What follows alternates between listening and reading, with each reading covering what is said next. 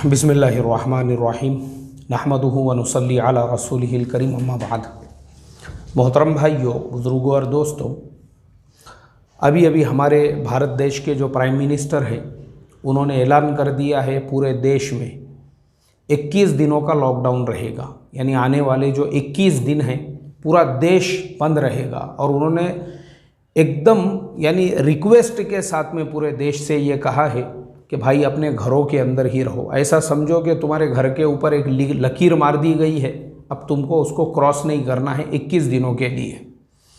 अच्छा, इसका जो ये जो बीमारी है, इसका जो सीरियसनेस है मोहतरम दोस्तों, ये हमको लेना बहुत ज़रूरी है। हमारे पीएम ने और बाकी दुनिया के देश जिस तरीके से सख्ती कर रहे हैं उसका रीज़न क्या है, अभी मैं आपको बताता हूँ। मैं रोज़ाना रात में 12 बजे के बाद कोरोना वायरस का अपडेट अपने फेसबुक पे पोस्ट करता हूँ।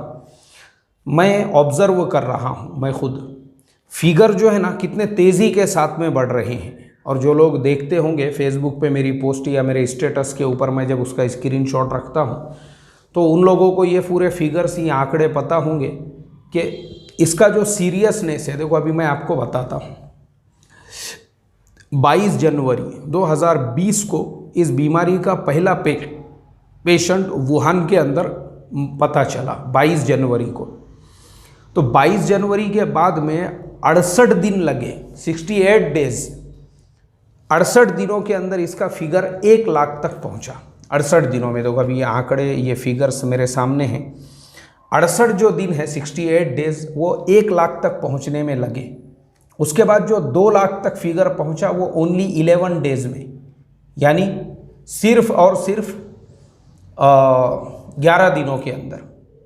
और 2 लाख से 3 लाख तक जो फिगर पहुंचा वो सिर्फ 4 दिनों के अंदर। और 3 लाख से अभी देखो मैं आपको करंट फिगर बताता हूं। इस वक्त में जो है, जो करंट फिगर बता रहा है वो 4 लाख को टच कर चुका है।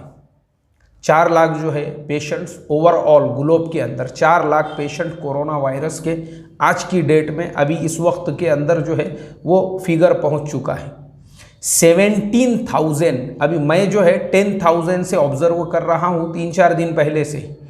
तो मैं खुद देख रहा हूं कि रोज़ाना 10%, 15%, 20% उसमें इंक्रीज हो रहा है जो फिगर है मरने वालों का। और यूएस के फिगर भी मैं रोज़ाना बता रहा था। बहरहाल मुझे अभी वो सारे डिटेल्स आपको नहीं बताना है कंट्री वाइज, बस मोटा मोटा मैंने आपको हिसाब बताया। 68 दिन लगे 1 लाख तक पहुंचने में, 11 दिन लगे 2 लाख तक पहुंचने में, और 4 दिन लगे 3 लाख तक पहुंचने में। और अभी देखो 4 लाख तक फिगर पहुंच चुका है। मतलब क्या हुआ, तेज़ी के साथ में वो जो मीनारा है उसका जो है ना, जो ग्राफ है उसका एकदम ऐसा सीधा हो चुका है। मरने वालों का भी फिगर इतने तेज़ी के साथ में बढ़ रहा है। तो ये कैसा है मोहतरम दोस्तों, इसके अलावा ये बीमारी का कोई इलाज ही नहीं है कि आप परहेज़ करो, आप एहतियात करो। अब मैं 2 चीज़ें यहाँ पे आपसे कहूँगा। पहली चीज़ तो ये है कि हमारी स्टेट गवर्नमेंट हो, सेंट्रल गवर्नमेंट हो, जिस तरीके से वो लोग कदम उठा रहे हैं और ये फैसले ले रहे हैं, वो तुम्हारी और मेरी हेल्थ को सामने रखकर हम उनको कोऑपरेट करें। मुझे बड़ा दुख होता है ये बोलते हुए, क्योंकि मैं भी मुस्लिम एरिया में रहता हूँ।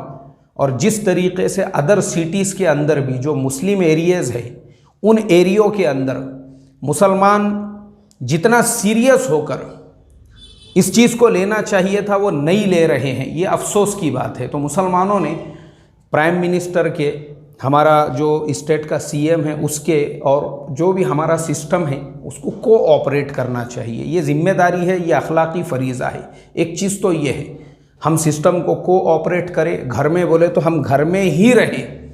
अब घर में हम रहेंगे तो हम घर के अंदर क्या करें। अब मेरे मोहतरम दोस्तों, हमारे लिए बहुत ही गोल्डन चांस है ये। घर के जितने भी अफराद हैं वो सीखना सिखाना करें। बेहतरीन मौका अल्लाह ताला ने आपको अता फरमाया है। मैं तो यही कहूँगा, बेहतरीन मौका है आपको।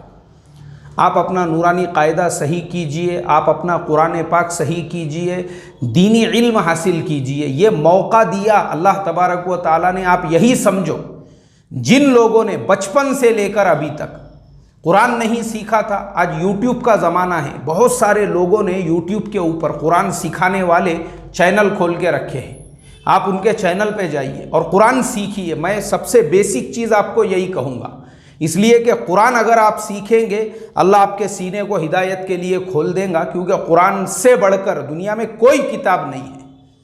कुरान अगर आपको आना बहुत ज़रूरी है, और कुरान आपने सीख लिया, अब उसके बाद में कुरान पाक को तर्जुमा ट्रांसलेशन के साथ पढ़िए, उसकी तफसीर को आप जो है उसको भी सुनिए। सबसे पूरा ध्यान आपका कुरान पाक की तालीम पे होना चाहिए। और घर में अगर आपके हाफिज़ कुरान है, आलिम दीन है, कोई पढ़ाने वाला, कोई सिखाने वाला है, ये तो नेमत है आपके लिए कि वो महरम अगर है तो वो अपनी वालिदा को, अपनी बहनों को, अपने दादी को, अपने नानी को, उन लोगों को भी कुरान सिखा सकता है।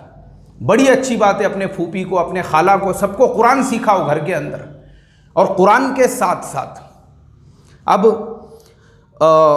दूसरी जो नमाज की चीज़ें हैं, नमाज के अंदर जो पढ़ी जाने वाली, क्योंकि देखो मैं भी मकतब का उस्ताद हूँ, मेरे पास में तो हम लोग तो हमारे बच्चों को जो है सबसे पहले तो नमाज ही सिखाते हैं। सबको इन्नी वजहतु घर में आना चाहिए। आप लोग इन्नी वजहतु से शुरू करो, उसके बाद सना है, उसके बाद तशहुद है, दोनों दुरूद है, दुआए मासूरा है, दुआए कुनूत है। ये बेसिक चीज़ें हैं, घर के हर फर्द को सिखाओ। माँ है तो अपनी औलाद को सिखाए, औलाद को आता है तो माँ बाप को सिखाए, बीवी को आता है तो शोहर को सिखाए, शोहर को आता है तो बीवी को सिखाए। सीखने सिखाने में कोई शर्म हया नहीं है, एक दूसरे को सिखाए, कुरान सिखाए। और ये नमाज की जितनी चीज़ें, नमाज हो गई, उसके बाद दिन भर की रकातें, दिन भर में 5 नमाज़ें फ़र्ज़ है, पहली फ़ज्र, दूसरी ज़ोहर, तीसरी असर, चौथी मगरिब, 5वीं इशा, और फिर उसके बाद उनकी पूरी रकातें, किसमें कितनी सुन्नत है, कितनी नफल है, कितनी वाजिब है, और कितने जो है उसके अंदर फ़राइज़ है।